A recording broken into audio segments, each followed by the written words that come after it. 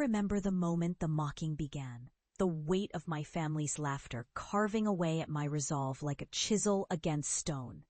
"He's lost it," my father had scoffed, the words dripping with disdain, as though I were a vile insect squashed underfoot.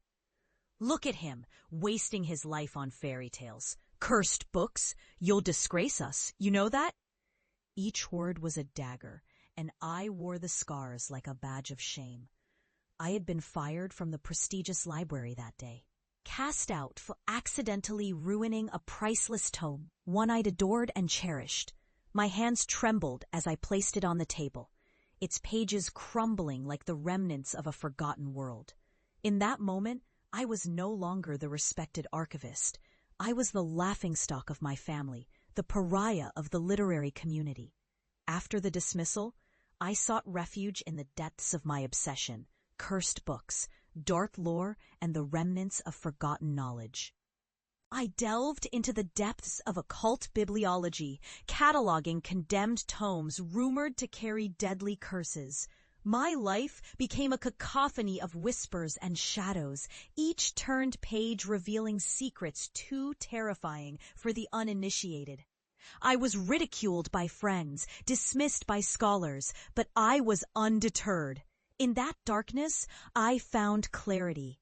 Years passed like a blur, each day marked by new revelations and horrors that clawed at the edges of my sanity. The cursed volumes spoke in hushed voices, weaving tales of despair and death that ensnared me in their embrace. I became known in the underground as a survivor of the unexplainable, a researcher who dared to tread where others feared to step. But I was no longer just a man. I was a vessel of knowledge, a harbinger of truths that the world dared not confront. The very same family that had once hurled insults now found themselves watching my rise, their expressions shifting from ridicule to unease. I had become a warning, a specter of the consequences of disbelief. Returning home was a decision fraught with anxiety, a pilgrimage back to the very souls who had cast me aside. I stood before the door, the familiar wood grain now a portal to my past. The door creaked open, revealing their faces: my father, stern and unyielding; my mother, worry etched into her features; and my sister, her laughter now stale and hollow. "What are you doing here?" My father's voice the atmosphere shifted, thickening like fog rolling in from the sea. "There are forces at play, entities that exist in the spaces between our understanding. You think I've lost my mind, but I've faced what you cannot even imagine. The knowledge I've acquired is not a gift, it's a curse." Their laughter faded, replaced by a palpable tension. I could see it, the flickering doubt in their eyes, the dawning realization that perhaps I had returned not as a disgrace, but as a harbinger of truths they had long dismissed. And then it happened.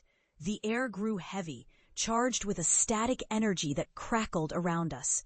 Shadows danced along the walls as if alive, whispering secrets of dark realms. The family's faces turned pale as the temperature dropped, their breaths visible in the air.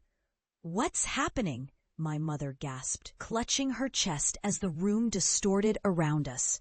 I took a step back, the weight of my knowledge pressing against me like a suffocating shroud. "They're here," I murmured, the voices of the cursed books echoing in my mind, pleading for release. The shadows coalesced, forming grotesque figures that hovered just beyond the edges of perception. My family staggered back, their disbelief morphing into raw terror. "You brought this upon us!" my father shouted, realization dawning too late. "No," I replied, my voice steady despite the chaos. "You did. You mocked what you didn't understand. And now you're witnessing the weight of your ignorance." The figures surged forward, their forms twisting and writhing, feeding on the fear that permeated the air. I could see my family's faces twist in horror. Their laughter transformed into screams of desperation. They were trapped in a web of their own making, ensnared by the shadows of their derision. In that moment, I felt a strange sense of clarity. The burden of my past began to lift, replaced by a chilling understanding of my purpose. I was not just a survivor. I was a bridge between worlds, an archivist of horrors that sought to be acknowledged. As the shadows closed in, I whispered a final incantation, the words trembling on my lips as I commanded the darkness. You will listen.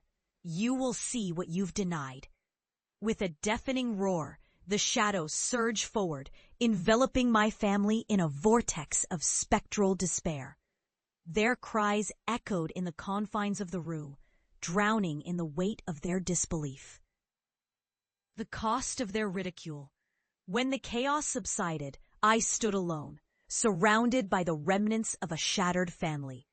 The air was still, the whispers finally silenced. I stepped outside, feeling the chill of the night wrap around me like a shroud. The knowledge I carried was no longer a curse, it was a badge of survival.